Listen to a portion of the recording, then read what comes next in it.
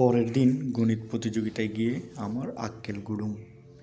বিয়েবাড়ির মতো একটা গেট বানানো হয়েছে, তার কাছে একটা ব্যান্ড পার্টি, পে পে করে কয়েকজন ব্যাগ পাইপ বাজাচ্ছে, তার সাথে ঢোল।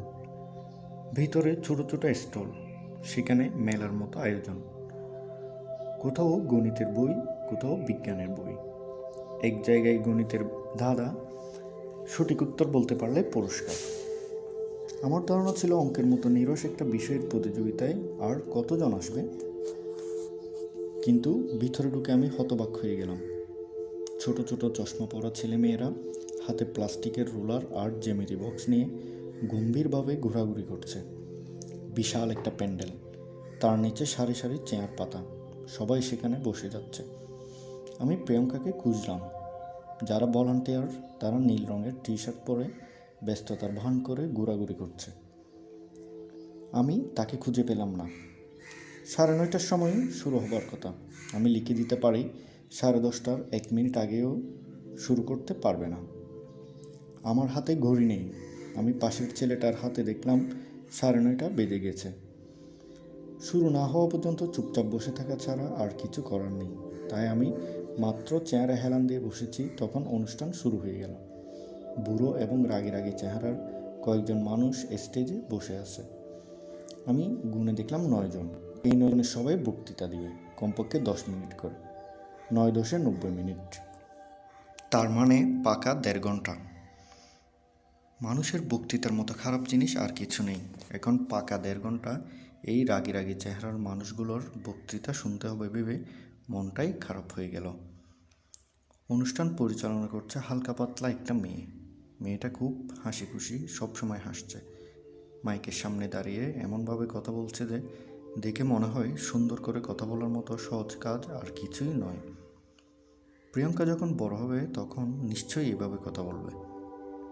মেয়েটা গণিত প্রতিযোগিতার নিয়মকানুনগুলো বলে দিয়ে রাগী চেহারার একজনকে ডাকলো প্রতিযোগিতার উদ্বোধনী ঘোষণা করতে। রাগী চেহারার মানুষটি কোনো একটি ইউনিভার্সিটির প্রফেসর। সে এসে 2-1 কথা বলে প্রতিযোগিতার উদ্বোধন করে দিল। কি আশ্চর্য ব্যাপার, আর কোনো বক্তৃতা নেই।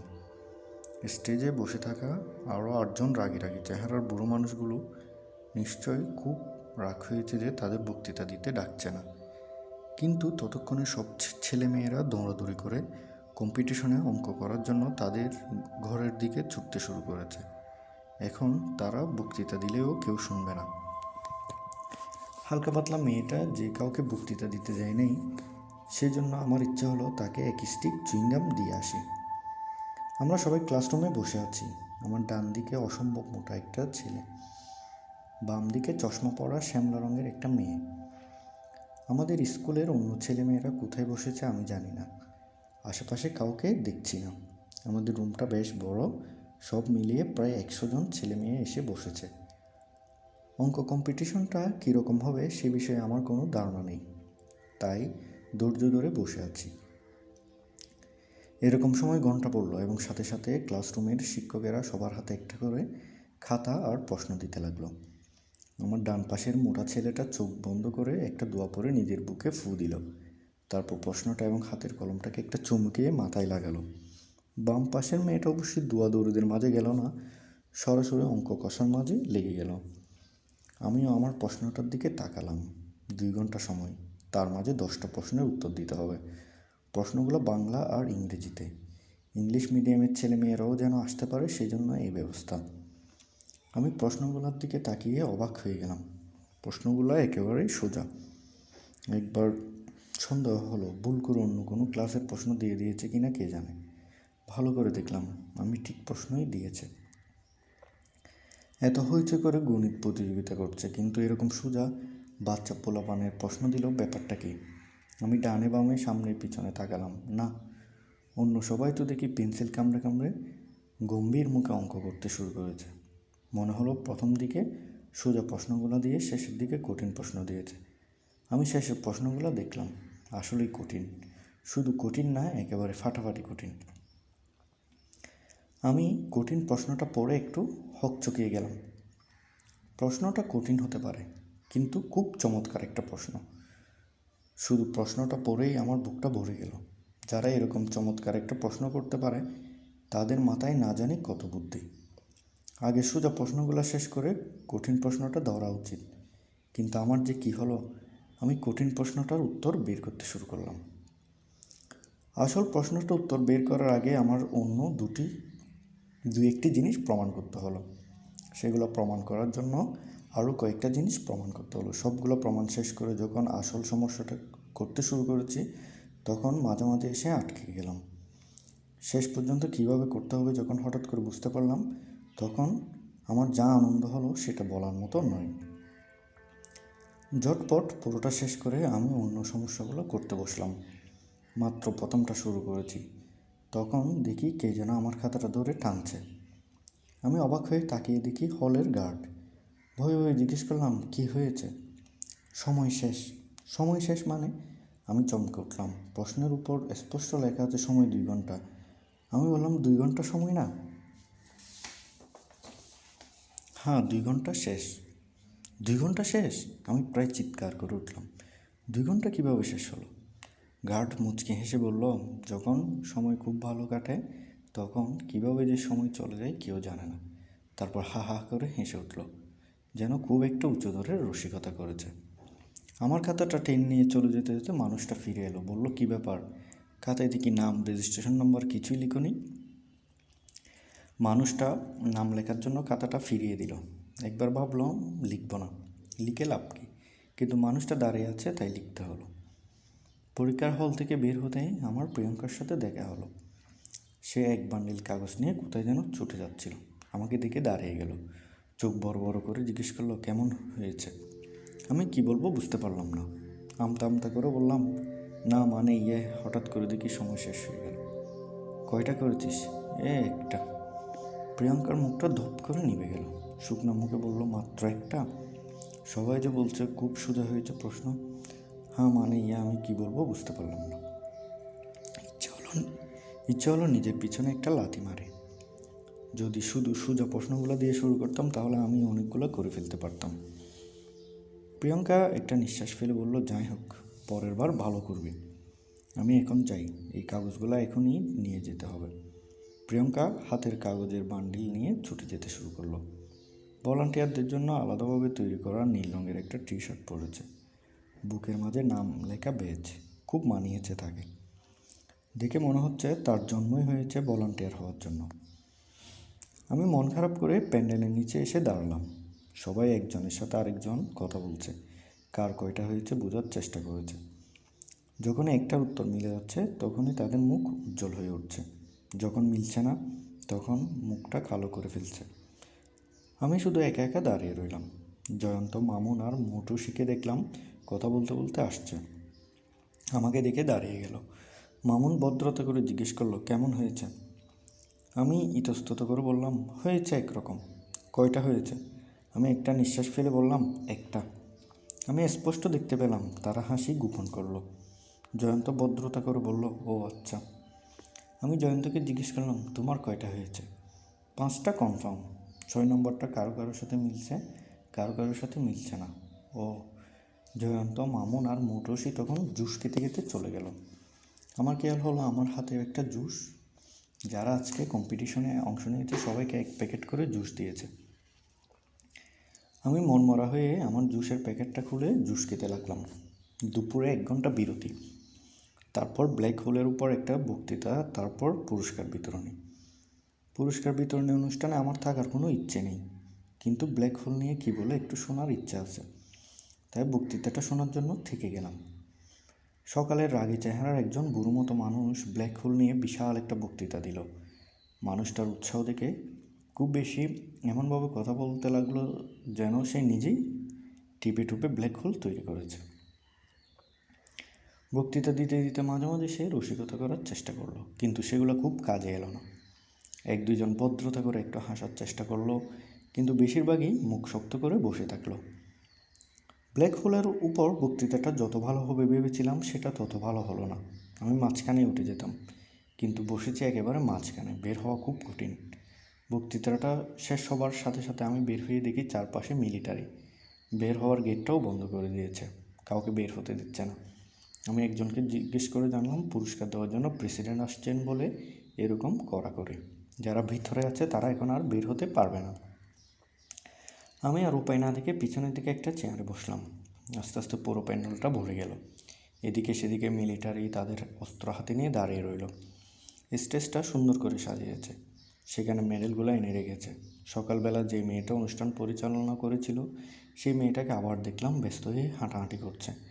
আমি বসে প্রিয়ঙ্কাকে খুঁজলাম, কিন্তু এত ভিড়ে তাকে আমি খুঁজে পেলাম না। হঠাৎ করে চারিদিকে একটু ব্যস্ততা দেখে গেল, সবাই হঠাৎ চুপচাপ হয়ে যায়।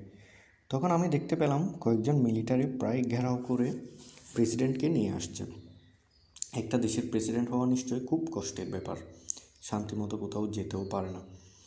সবসময় তাদের আগে পিছে গোটা দশেক মিলিটারি ঘুরঘুর করতে থাকে। প্রেসিডেন্ট আসার সাথে সাথে তাকে নিয়ে বেশ কয়েকজন স্টেজে উঠে গেল। সকালে বক্তৃতা দিতে পারেনি বলে যারা মন খারাপ করেছিল, এখন তাদের খুব উৎফুল্ল দেখা গেল। মনে হয় এখন তারা সবাই লম্বা লম্বা বক্তৃতা দেবে। প্রেসিডেন্টদের সময় নিয়ে খুব টানাটানি থাকে, তাই ঝটপট অনুষ্ঠান শুরু হয়ে গেল। হাসি খুশি মেয়েটা আবার অনুষ্ঠান পরিচালনা করতে থাকে। সকালে সে অনেক হাসি তামাশা করেছে, এখন প্রেসিডেন্টের সামনে দরকারি কথা ছাড়া আর কোনো কথা বলছে না। প্রথমে একজন এসে প্রেসিডেন্টের গুণগান গাইতে লাগলো।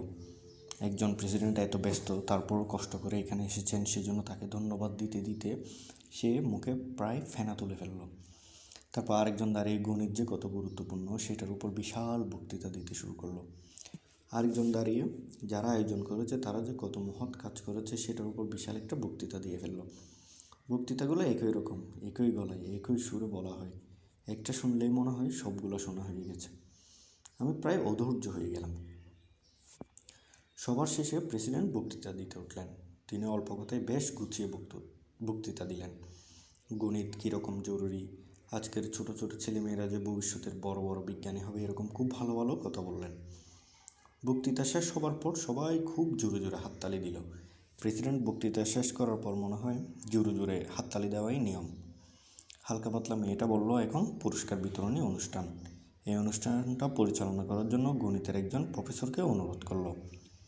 মানুষটার উস্কো খুস্কো চুল, বড় বড় গোঁফ, মোটামুটি সেজে গুজে এসেছে, তবু তার চেহারায় ভদ্রলোকের ভাবটা ফুটে ওঠেনি। মানুষটা স্টেজে উঠে প্রথমে গণিত কীরকম কঠিন সেটা নিয়ে একটা রসিকতা করলো। কেউ একটু হাসলো না, তাতে একটা লাভ হলো। মানুষটা আর রসিকতা করার চেষ্টা না করে পুরস্কার নেওয়ার জন্য একজন একজন করে ডাকতে লাগলো। প্রথমে প্রাইমারি ক্লাস, তারপর জুনিয়র, তারপর আমাদের গ্রুপ, সবশেষে কলেজ। দলভিত্তিক পুরস্কার, একক পুরস্কার। আমাদের স্কুল থেকে প্রাইমারি গ্রুপের একটা মেয়ে দ্বিতীয় পুরস্কার পেয়ে গেল। আমরা সবাই তখন জোরে জোরে হাততালি দিলাম। সব পুরস্কার দেওয়া শেষ। এখন কেউ একজন সবাইকে ধন্যবাদ দিয়ে অনুষ্ঠান শেষ করে দেবে। তারপর প্রেসিডেন্ট চলে গেলে আমরা বাসায় যেতে পারবো। ঠিক কী কারণ জানি না, আমার ভিতরটা তেতো হয়ে আছে। আমার মনে হচ্ছে কিছু একটা ঠিকভাবে হয়নি। কোনটা ঠিকভাবে হয়নি সেটা বুঝতে পারছি না বলে মেজাজটা আরও বেশি খারাপ হয়ে আছে। উস্কো খুস্কো চুলের গণিতের প্রফেসর তখন হঠাৎ এমন ভাব করলো যেন তার কিছু একটা মনে পড়েছে। হাত তুলে সবাইকে থামিয়ে দিয়ে বলল, আমরা এতক্ষণ প্রথম, দ্বিতীয়, তৃতীয় এবং চ্যাম্পিয়নদের পুরস্কার দিয়েছি। এখন আমাদের সর্বশেষ পুরস্কার চ্যাম্পিয়নদের চ্যাম্পিয়ন। আমি তখন লক্ষ্য করলাম সত্যি টেবিলে এখন একটা পুরস্কার রয়ে গেছে। গণিতের প্রফেসর হাত থেকে একটা কাগজ বের করে বলল, পুরস্কারটা যাবে সেকেন্ডারি গ্রুপে। এই পুরস্কারটা পেয়েছে এমন একটি ছেলে যে এখনই আমার থেকে বেশি গণিত জানে। সব গ্রুপে আমরা একটা করে গণিতের সমস্যা দিয়েছি, যেটা এত কঠিন যে 2 ঘন্টার মাঝে করা সম্ভব নয়। সেকেন্ডারি গ্রুপের এই অঙ্কটা আমি করেছি 2 দিনে, তাও অন্য অনেকের সাহায্য নিয়ে। কিন্তু আজকে একজন ছেলে সেই অঙ্কটি করে ফেলেছে। আমাদের কম্পিটিশনে সবগুলো অঙ্কে যত মার্কস ছিল, ওই একটাতে ছিল তার দ্বিগুণ মার্কস। এই ছেলেটি আর কোনো অঙ্ক স্পর্শ করেনি, সে শুধু ওই একটি অঙ্ক করে ইতিহাস সৃষ্টি করেছে। তাকে আমি মঞ্চে এসে চ্যাম্পিয়নদের চ্যাম্পিয়ন হিসেবে স্বর্ণপদক নেওয়ার জন্য অনুরোধ করছি। ঠিক জানি না কেন হঠাৎ করে আমার চোখে পানি এসে গেল। আমি শুনলাম উস্কো খুস্কো চুলের গণিতের প্রফেসর বলছেন, ছেলেটি বিকে হাই স্কুলের 8ম শ্রেণীর ছাত্র আরিফুল ইসলাম তপু। দর্শকদের ভিতর কে যেন চিলের মতো শব্দ করে চিৎকার করে উঠল। আমি না দেখেই বুঝতে পারলাম সেটা প্রিয়াঙ্কা। সে চিৎকার করেই যাচ্ছে, অন্যদের প্রচণ্ড হাততালিতে সেটা আর শোনা যাচ্ছে না, তবু সে থামছে না। গণিতের প্রফেসর তখনও আমাকে খুঁজছেন, মাইকে বলছেন, কোথায় আরিফুল ইসলাম তপু, রেজিস্ট্রেশন নম্বর 7143। আমি যখন উঠে দাঁড়ালাম, আমার পাশে যারা বসেছিল তারা অবাক হয়ে আমার দিকে তাকালো। একজন হাত বাড়িয়ে জোরে জোরে আমার সাথে হ্যান্ডশেক করলো, অন্যরা তাড়াতাড়ি সরে গিয়ে আমাকে মঞ্চে যাওয়ার জন্য জায়গা করে দিল। আমি আস্তে আস্তে হেঁটে হেঁটে মঞ্চে যাচ্ছি। আমার মনে হচ্ছে সব কিছু যেন একটা অবাস্তব স্বপ্ন। চারপাশে সব কিছু কেমন যেন দুলতে লাগলো। আমি সব কিছু দেখেও দেখছি না। সবাই আস্তে আস্তে উঠে দাঁড়িয়েছে, দাঁড়িয়ে হাততালি দিচ্ছে, দিচ্ছে তো দিচ্ছেই, থামার কোনো নাম নিশানা নেই। আমি তার ভিতরে প্রিয়ঙ্কার চিৎকার শুনতে পাচ্ছি। সে কোথায় আছে কে জানে। আমাকে কয়েকজন মঞ্চে নিয়ে গেল। প্রেসিডেন্ট আমাকে মেডেলটা পরিয়ে দিলেন। মনে হলো কয়েকশো ক্যামেরার ফ্ল্যাশ জ্বলে উঠল। সত্যি সত্যি কিছুক্ষণের জন্য আমার চোখ দা দিয়ে গেল। আমাকে সার্টিফিকেট দেওয়ার সময় প্রেসিডেন্ট সেটা কিছুক্ষণ ধরে রাখলেন যেন ক্যামেরাম্যানরা ভালো করে ছবি তুলতে পারে। তারপর প্রেসিডেন্ট আমার সাথে হ্যান্ডশেক করলেন। মঞ্চে যারা বসে আছে তারাও দাঁড়িয়ে গেছে আমার সাথে হ্যান্ডশেক করার জন্য। আমার একজন একজন করে সবার সাথে হ্যান্ডশেক করতে হলো। উস্কু খুস্কু চুলের গণিতের প্রফেসর হ্যান্ডশেক করেই শান্ত হলেন না, আমার সাথে কোলাকুলি করে ফেললেন। আমি যখন মঞ্চ থেকে নেমে আসছি তখনও টেলিভিশনের ক্যামেরাগুলো আমার পিছনে পিছনে আসছে। প্যান্ডেলের মাঝে মাঝে আসার পর দেখলাম কে যেন দর্শকদের ঠেলে আমার কাছে ছুটে আসছে। মিলিটারিরা তাকে থামানোর চেষ্টা করলো। সেই কোণে দিয়ে মিলিটারিকে ধাক্কা দিয়ে সরিয়ে আমার কাছে ছুটে এলো। মানুষটি যে প্রিয়াঙ্কা সেটা আমি অনুমান করতে পারছিলাম। কাছে এসে আমাকে ধরে কি যেন বলতে লাগলো। আমি বুঝতে পারলাম না, তার শুধু ঠোঁট নড়ছে কিন্তু গলা দিয়ে কোনো শব্দ বের হচ্ছে না। চিৎকার করতে করতে সে তার গলা ভেঙে ফেলেছে। প্রেসিডেন্ট চলে যাওয়ার পরও আমাকে বেশ কিছুক্ষণ প্যান্ডেলে থাকতে হলো। রাগের আগে চেহারার বুড়ো মানুষগুলো সবাই এসে আমার সাথে কথা বলল, আমার নাম ঠিকানা কাগজে লিখে নিল। সাংবাদিকরা আমার সাথে কথা বলল, আমি কি করি, কি খাই, কি পড়ি, এরকম নানা রকম প্রশ্ন করলো। টেলিভিশনের লোকেরা আমার ইন্টারভিউ নিল। কয়েকজন মা তাদের ছোট ছোট ছেলে মেয়েকে আমার পাশে দাঁড় করিয়ে ছবি নিলেন। প্রায় আমাদের বয়সী কয়েকটা মেয়ে তাদের খাতায় আমার অটোগ্রাফ নিয়ে আমার টেলিফোন নম্বর জানতে চাইল। আমি টেলিফোন নম্বর দেওয়ার সাহস করলাম না।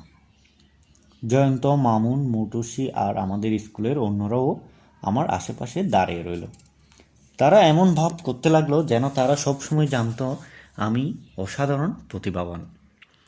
সাংবাদিকেরা যখন তাদের ইন্টারভিউ নিল তারা বানিয়ে বানিয়ে আমার সম্পর্কে অনেকগুলো ভালো ভালো কথা বলে ফেলল। বেচারি প্রিয়াঙ্কা শুধু একটা কথাও বলতে পারল না, তার গলা দিয়ে একটা শব্দও বের হচ্ছে না। আমি যখন বাসায় ফিরে এসেছি তখন অন্ধকার হয়ে গেছে। আমি সাবধানে বাসার ভিতরে ঢুকলাম। আম্মু বসার ঘরে বসে খবরের কাগজ পড়ছেন। সামনে টেলিভিশনটা খোলা, কিছু একটা অনুষ্ঠান হচ্ছে। আপু সেটা দেখছে। ভাইয়া মনে হয় তার ঘরে।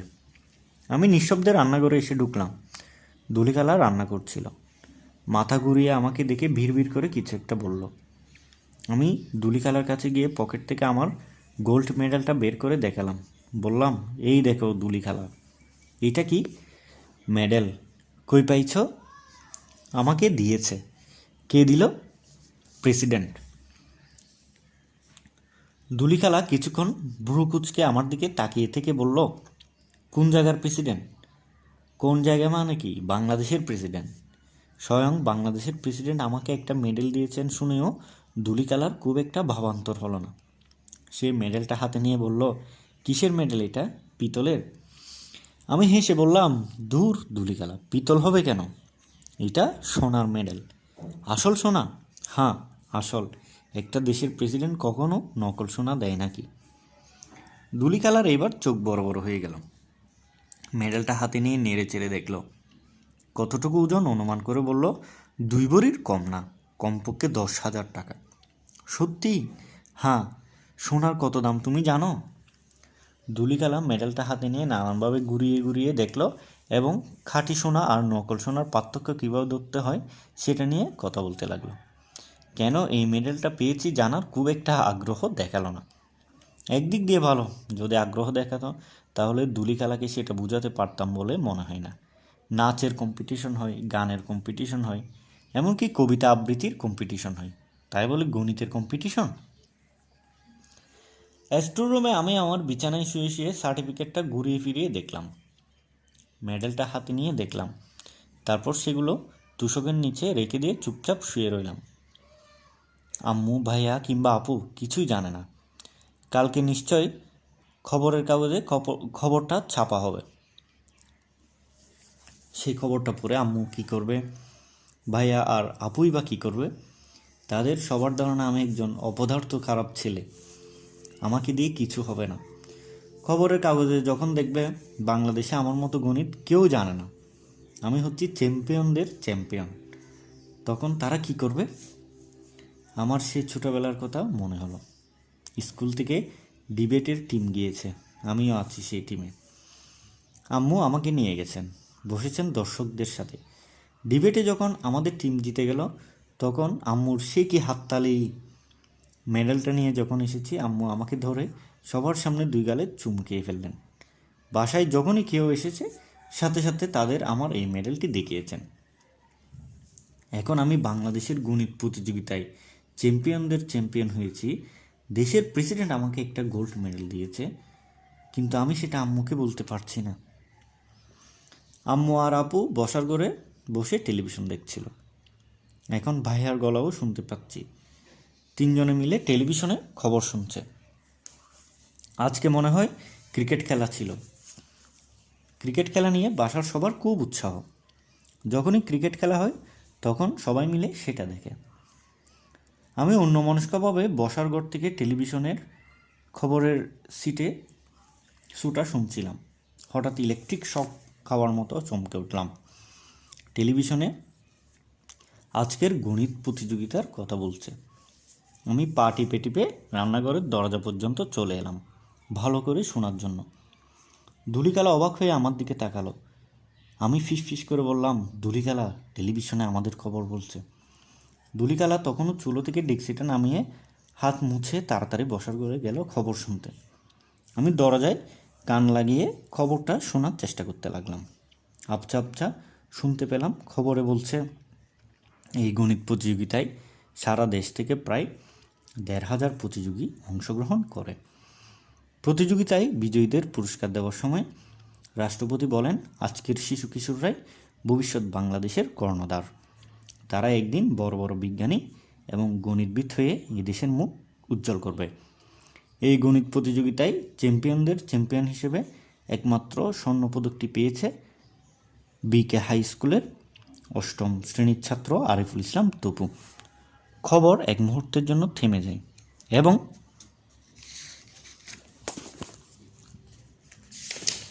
অনেক মানুষের হাততালি শোনা যেতে থাকে। এখন নিশ্চয়ই দেখাচ্ছে আমাকে গোল্ড মেডেলটি দেওয়া হচ্ছে। ইস, আমি যদি একবার দেখতে পারতাম। আবার কথা শোনা যেতে লাগলো। অনুষ্ঠান শেষে একান্ত সাক্ষাৎকারে আমাদের ক্ষুদে গণিতবিদ আরিফুল ইসলাম তপু জানান, আমি তখন হঠাৎ করে আমার নিজের গলার স্বর শুনতে পেলাম। আমি বলছি, না মানে আমি কখনোই ভাবি নাই আমি চ্যাম্পিয়নদের চ্যাম্পিয়ন হব। সবাই 6টা 7টা করে অঙ্ক করেছে, আমি করেছি মাত্র একটা। আমি বুঝি নাই আমি যেটা করেছি সেটা ছিল সবচেয়ে কঠিন। তবে অঙ্কটা কঠিন হলেও খুব মজার অঙ্ক ছিল, আমার করতে খুব মজা লেগেছে। আমার কথা যখন বলেছে তখন টেলিভিশন নিশ্চয় আমাকে দেখিয়েছে। কেমন দেখাচ্ছিল কে জানে। ইস, যদি একবার দেখতে পারতাম। টেলিভিশনে আবার কথা শোনা যেতে লাগলো। আমাদের ক্ষুদে গণিতবিদ আরিফুল ইসলাম তপু জানিয়েছে সে বড় হয়ে একজন সত্যিকার গণিতবিদ হতে চায়।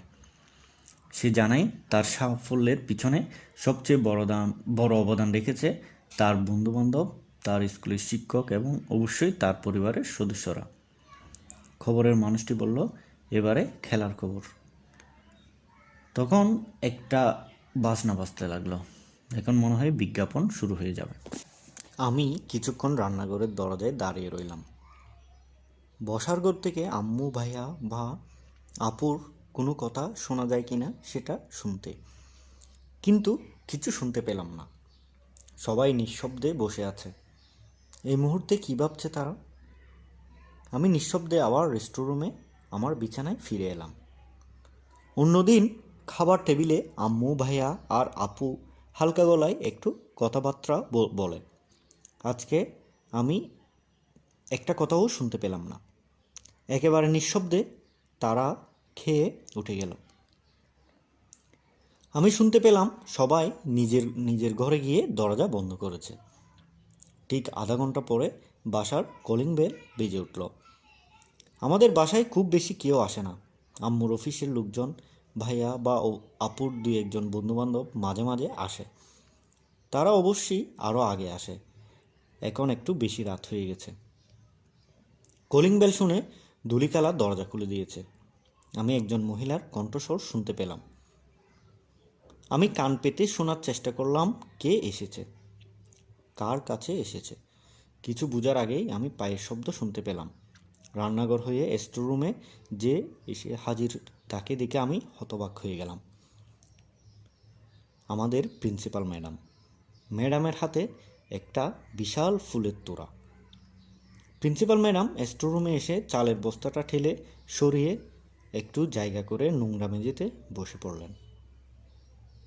তাকে দেখে মনে হলো স্টোররুমের ছোট গুপচিতে ময়লা তোষক বিছিয়ে গুটিসুটি মেরে একজনের ঘুমানো খুব স্বাভাবিক ব্যাপার। আর ফুলের তোড়া নিয়ে তার সাথে দেখা করতে আসা আরও স্বাভাবিক ব্যাপার। ম্যাডাম ফুলের তোড়াটা আমার বিছানায় রেখে বললেন, টেলিভিশনে এইমাত্র তোমাকে দেখেছি। আমার এখনও বিশ্বাস হচ্ছে না। তোমার মেডেলটা আমাকে দেখাও। নিজের চোখে না দেখলে আমার বিশ্বাস হবে না। আমি তখনও থতমত খেয়ে আছি। কি হচ্ছে কিছু বুঝতে পারছি না। প্রিন্সিপাল ম্যাডাম কেমন করে আমার বাসায় এত রাতে চলে এলেন? কেন এলেন? বাসার কারোর সাথে কথা না বলে এই স্টোররুমে কেন চলে এলেন? আমাদের এভাবে দেখে একটু অবাক কেন হচ্ছেন না? কেন ভান করছেন? এটাই স্বাভাবিক। আমি একটু ইতস্তত করে বললাম, ম্যাডাম আপনি আমার বাসা চিনলেন কেমন করে ম্যাডাম? যতদিন আমাদের ভ্রাম্যমাণ এনসাইক্লোপিডিয়া প্রিয়াঙ্কা আছে ততদিন তোমার বাসা চেনা কোনো সমস্যা নাকি? প্রিন্সিপাল ম্যাডাম শব্দ করে হেসে বললেন, আজ বিকেলে সে আমার বাসায় হাজির। শুধু লাফঝাপ দেয় আর ঠোঁট নাড়ায়। গলা দিয়ে কোনো আওয়াজ বের হয় না, শুধু ফেস ফেস করে শব্দ হয়। অনেক কষ্ট করে আমাকে বুঝিয়েছে। তার সাথে বসে টেলিভিশনের নিউজ দেখে এখানে আসছি। হঠাৎ করে আমার অনেক কিছু পরিষ্কার হয়ে গেল। প্রিন্সিপাল ম্যাডাম কেন সোজা স্টোররুমে চলে এলেন? কেন আমাকে ময়লা তোষকের মাঝে গুটিসুটি মেরে বসে থাকতে দেখে অবাক হলেন না? সব আমি বুঝে গেলাম। আমি নিচু গলায় জিজ্ঞেস করলাম, প্রিয়াঙ্কা কোথায় ম্যাডাম?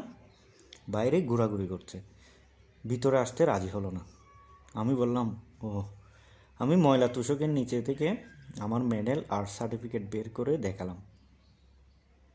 প্রিন্সিপাল ম্যাডাম খুঁটিয়ে খুঁটিয়ে দেখে আমার মাথায় হাত রাখলেন। তারপর নরম গলায় বললেন, তপু, তুমি একা একা অনেক দূর চলে এসেছ। এরকম আমি কখনো দেখিনি। আমি তোমাকে কথা দিচ্ছি, তোমার আর একা একা যেতে হবে না। আমরা সবাই থাকবো তোমার সাথে। আমি কোনো কথা বললাম না। প্রিন্সিপাল ম্যাডাম উঠে দাঁড়ালেন। তারপর স্টোররুম থেকে বের হয়ে গেলেন। বাইরে নিশ্চয়ই আম্মুর সাথে দেখা হলো, কারণ শুনলাম ম্যাডাম বললেন, আপনি নিশ্চয়ই তপুর আম্মু। আমরা সবাই তপুকে নিয়ে খুব গর্বিত। এমন একটি সন্তানকে আপনি জন্ম দিয়েছেন। আপনি হচ্ছেন রত্নগর্ভা। আম্মু কিছু বললেন না। প্রিন্সিপাল ম্যাডাম বললেন, অসময়ে আপনাদের বিরক্ত করলাম, কিছু মনে করবেন না। খবরটা শুনে আর বাসায় থাকতে পারলাম না। আম্মু এবারে অস্পষ্ট গলায় কী যেন বললেন। প্রিন্সিপাল ম্যাডাম বললেন, আসি তাহলে। দরজা খোলা আর বন্ধ হবার শব্দ শুনতে পেলাম। প্রিন্সিপাল ম্যাডাম নিশ্চয়ই চলে গেলেন। আমি দীর্ঘ সময় নিঃশব্দে আমার ঘরে বসে রইলাম। আমার শুধু মনে হতে লাগলো এক্ষুনি হয়তো আম্মু আমার ঘরে আসবেন, কিছু একটা বলবেন, কিন্তু আম্মু আসলেন না। গভীর রাতে আমার ঘুম ভেঙে গেল। আমি চোখ খুলে তাকিয়ে দেখি আবছা অন্ধকারে আম্মু আমার সামনে দাঁড়িয়ে আছেন, আম্মুর হাতে একটা লোহার রড। হঠাৎ করে আমার বুকটা ধক করে উঠল। আম্মুর চুল এলোমেলো, চোখগুলো অন্ধকারে ধক ধক করে জ্বলছে। আম্মু হিংস্র গলায় বললেন, তোর সাহস বেশি হয়েছে তপু। আম্মু কিসের সাহসের কথা বলছেন আমি বুঝতে পারলাম না, তাই সব সময় যেটা করি সেটাই করলাম। একটা কথাও না বলে চুপ করে বসে রইলাম। আম্মু বললেন, টেলিভিশনে বলেছিস তোর ফ্যামিলির সবাই তোকে পড়াশোনায় উৎসাহ দেয়। আমি সেটা বলেছি, টেলিভিশনের লোকেরা আমার কাছে সেটাই শুনতে চেয়েছিল, তাই বলেছি। আম্মু দাঁতে দাঁত ঘষে বললেন, তুই আমাদেরকে নিয়ে টেলিভিশনে টিটকারি মারিস? তোর এত বড় সাহস, আমি তোকে খুন করে ফেলবো আজকে। আম্মুর হাতের রডটা উপরে তুললেন। আমি কখনো আম্মুর সাথে কথা বলি না, নিঃশব্দে মার খেয়ে যাই। আজকে কি হলো জানি না, আমি হঠাৎ কথা বলতে শুরু করলাম। বললাম, আম্মু, কি বলতে চাস? আসলেই আমি তোমার কাছ থেকে উৎসাহ পাই আম্মু। আমার কাছ থেকে উৎসাহ পাস? আমি কি করেছি তোর জন্য যে তুই উৎসাহ পাস? আম্মু রডটা ঝাঁকালেন। আমি জানি এক্ষুনি আমার মাথায় নেমে আসবে সেটা। আমি কাতর গলায় বললাম, আমি যখন ছোট ছিলাম তখন তুমি আমাকে কত আদর করতে মনে আছে? আমার যখন মন খারাপ হয় তখন আমি সেই সময়ের কথা ভাবি আর আমার মন ভালো হয়ে যায়। আমি এখনও সেই সময়ের কথা চিন্তা করে উৎসাহ পাই আম্মু। আম্মু নিঃশব্দে দাঁড়িয়ে রইলেন। আমি ফিসফিস করে বললাম, এখন আম্মু তুমি আমাকে যাই করো না কেন, ছোটো থাকতে আমাকে যে আদর করেছিলে সেটা কেউ আমার কাছ থেকে কেড়ে নিতে পারবে না, বিশ্বাস করো আম্মু। আম্মু কয়েক সেকেন্ড দাঁড়িয়ে রইলেন, তারপর নিঃশব্দে লোহার রডটা নামিয়ে নিয়ে ঘর থেকে বের হয়ে গেলেন। আমি চুপচাপ আমার বিছানায় বসে রইলাম। এর আগে সব সময় আমার নিজের জন্য মায়া হয়েছে, আজকে কি হলো কে জানে, হঠাৎ করে আমার আম্মুর জন্য মায়া হতে শুরু করলো।